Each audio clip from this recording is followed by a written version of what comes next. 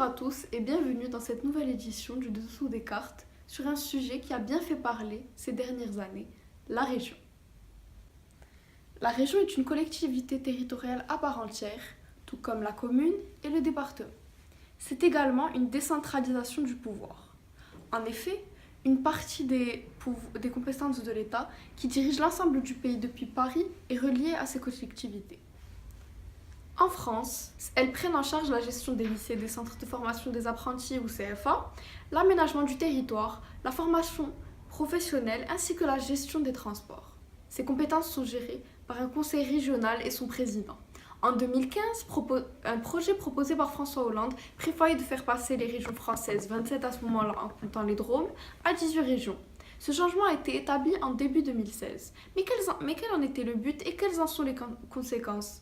Pour répondre à ces questions, je laisse la parole à trois experts, Richard Bolmikas, Sarah Dely et Axel Ferreira. Tout a commencé en mai 1969, lorsque le général de Gaulle soumet au référendum un projet de réforme du Sénat et de création des régions. Ce fut un échec, ce qui a donc marqué une pause dans le processus de la régionalisation. Après, jusqu'à l'élection au suffrage universel direct des conseils régionaux prévue en 1986, la région devient une collectivité locale de plein exercice. Le pouvoir exécutif départemental ou régional est transféré du préfet, fonctionnaire de l'État, au président des conseils généraux ou régionaux élus territoriaux. L'article 1er de la loi dispose que les communes, les départements et les régions s'administrent librement par des conseils élus et prévoit que des lois détermineront la répartition des compétences entre les communes, les départements, les régions et l'État, ainsi que la répartition des ressources publiques. En 2014, lorsque François Hollande reprend le projet des régions, la France passe alors de 22 à 13 régions via un processus de fusion. L'objectif est donc d'économiser des dépenses publiques, mais pas que, car François Hollande veut aussi faire en sorte que les régions de France ressemblent aux régions de l'Union européenne pour homogénéiser. La région a pour mission de contribuer au développement économique, social, sanitaire et culturel de la région. Ces compétences ont été précisées lors du vote de la loi portant sur la nouvelle organisation territoriale de la République en août 2015. Chaque région aura ses propres compétences, elles n'agiront plus dans tous les services publics.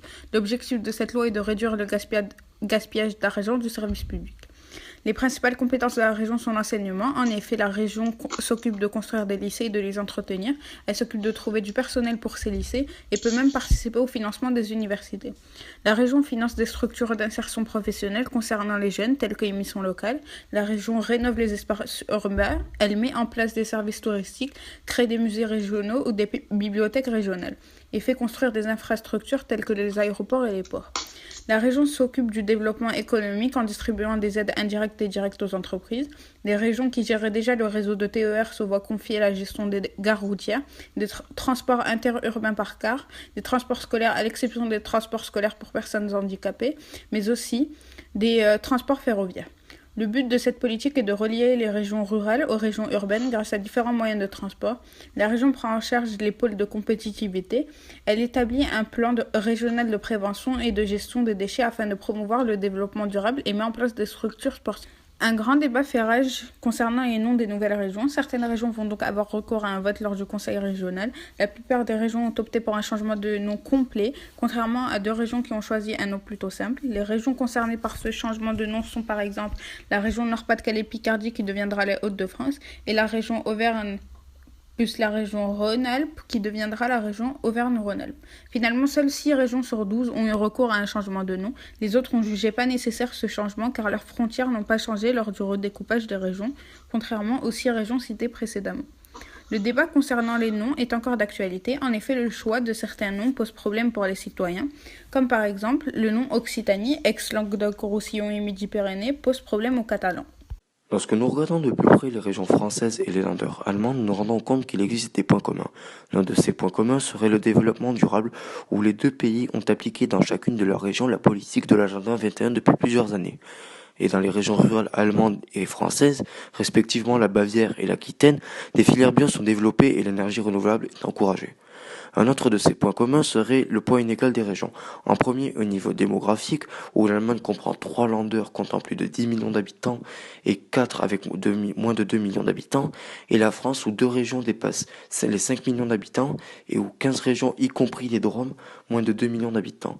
La superficie est inégale en France comme en Allemagne, avec par exemple la Bavière comprenant 70 000 km² de l'Allemagne contre seulement 400 km² pour la Brème. En France, la Rhône-Alpes occupe 4 698 km² contre seulement 8 280 km² pour l'Alsace. La landerisation de la France est vivement critiquée surtout par le Front National. Florian Philippot, ex-vice-président du FN, définit la landerisation par la transformation des petites régions françaises en grandes régions, afin de ressembler aux Länder fédéraux allemands. Plusieurs arguments sont utilisés afin de défendre leur point de vue, tels que la France est une république et non un État fédéré, le coût exorbitant de ces super-régions, le fait que ce soit très mauvais pour la ruralité française, et le fait que cette décision viendrait directement de Bruxelles, ville où le siège de l'Europe réside, afin de transformer les régions françaises en petit échelon.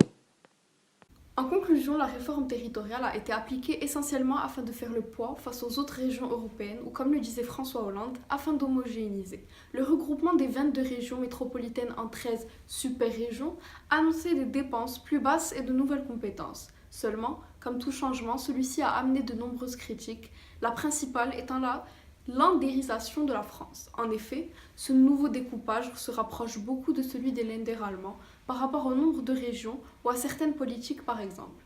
Mais les inégalités entre la répartition démographique des deux pays et le prix dit exorbitant sont des points faibles qui risqueraient de faire de cette réforme un échec.